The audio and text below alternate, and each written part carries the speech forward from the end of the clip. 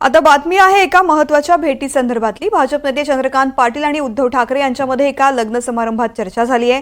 त्यावरती संजय राऊतांनी आता प्रतिक्रिया दिली आहे। चंद्रकांत पाटील आमचे सर्वांचे चांगले मित्र असं राऊत म्हणालेत। भाजपमध्ये नवीन बाहेरून आलेले हसवे आणि नवसे लोकांना शिवसेना भाजप युतीचे महत्त्व माहिती नाही। आम्ही एकत्र 25 वर्ष चांगलं काम केलंय असंही राऊत म्हणालेत। तर लग्न सोहळ्यामध्ये चांगल्या कार्यक्रमात उत्सवात एकमेकांशी भेटलो तर संवाद होतातच। ही वैचारिक लढाई आहे, वैयक्तिक लढाई मानू नये असं वडेट्टीवार यांनी प्रतिक्रिया देताना म्हटलंय। दरम्यान उद्धव ठाकरे आणि चंद्रकांत पाटलांच्या भेटीनंतर ठाकरे पुन्हा युती करणार का अशी चर्चा रंगली आहे। यावरती राजकीय वर्तुळातून काय प्रतिक्रिया येत आहेत पाहूयात। चंद्रकांत पाटील हे आमचे सगळ्यांचे मित्र आहेत।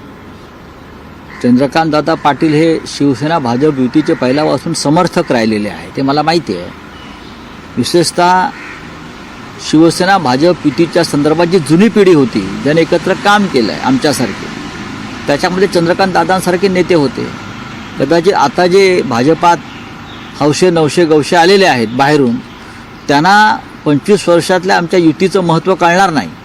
असं आहे की लग्नामध्ये भेटणं हे स्वाभाविक आहे। मी जर असतो तिथे माझी देखील भेट झाली असती। उद्धव ठाकरे आणि भाजप जवळ येते असं वाटतं त्याच्यातून। असं आहे, पहिली गोष्ट तर लग्नात भेटल्यामुळे पक्ष जवळ येतात किंवा युती होते, इतका भाबडा विचार हा किमान तुमच्यासारख्या ज्येष्ठ पत्रकारांच्या डोक्यात तरी येऊ नये अशा प्रकारची माझी अपेक्षा आहे। मला वाटतं की आता लग्नाला एकमेकांनी चाकू पिस्तूल घेऊन गेलं पाहिजे आणि दिसला की दोघे आजूबाजूला बसले की पिस्तूल घेऊन बसले पाहिजेत, बोलताच कामा नये असं काही भूमिका असेल तर मग तेही सूचना आम्हाला करावी लागेल की आम्हालाही आमच्यापासून सुरुवात करायला लागेल। उद्या जर एखाद्या लग्नात जर आम्ही गेलो आणि विरोधी किंवा पक्षाचा जर नेता आला तर त्याच्याशी बोलू नये आणि त्याच्याकडे चाकू धरूनच बघायचं असं काय असतं का? याचा अर्थ वेगळा वेगळा करण्याची गरज नाही।